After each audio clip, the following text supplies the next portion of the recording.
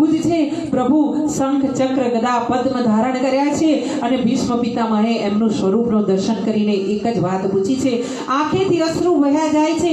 ભીષ્મ પિતામહ અસંખ્ય બાણની શૈયા પર સૂતા છે અને સૂતા સૂતા પ્રભુને એક પ્રાર્થના કરી રહ્યા છે કે હે પ્રભુ, મને એ સમજાતું નથી કે જ્યારે શકુની, દુર્યોધન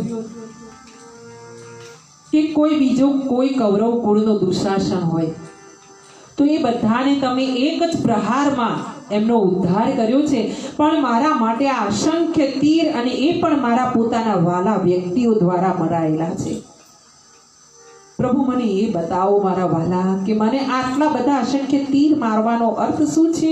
મને આટલી બધી સજા શું કામ? પ્રભુ, મેં મારું જીવન તો અખંડ બ્રહ્મચર્યમાં પાડ્યું. મેં મારું રાજ્ય મારા પોતાના વ્યક્તિઓ માટે છોડી દીધું. મેં ક્યાંય કોઈ જગ્યાએ પણ અન્યાય નથી કર્યો. મેં મારું જ તું કર્યું અને બીજાને આપ્યું. તો પ્રભુ, મારાથી કોઈ જગ્યાએ શું ખોટું થયું કે મને આ તકલીફ પડી?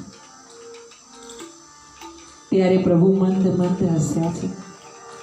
હા, આપણે જ્યારે ડૉક્ટર પાસે જઈએ અને આપણાને વેદના અસંખ્ય અપાર હોય, અતિશય વેદના હોય, અને જો ડૉક્ટર એમ કે હસતા હસતા, ચિંતા ના કરશો, આ તો કશું નથી, હો, થોડાક સમયમાં તમને સારું થઈ જશે, હું બેઠો છું ને, દવા કરી દઈશ, હો. તો ત્યારે આપણાને શું થાય ખબર છે? તમને ને મને ખબર પડતી હશે, જ્યારે ડૉક્ટર પાસે જઈને આવી વાત થાય ને, આપણાને અડધો રોગ નીકળી જાય.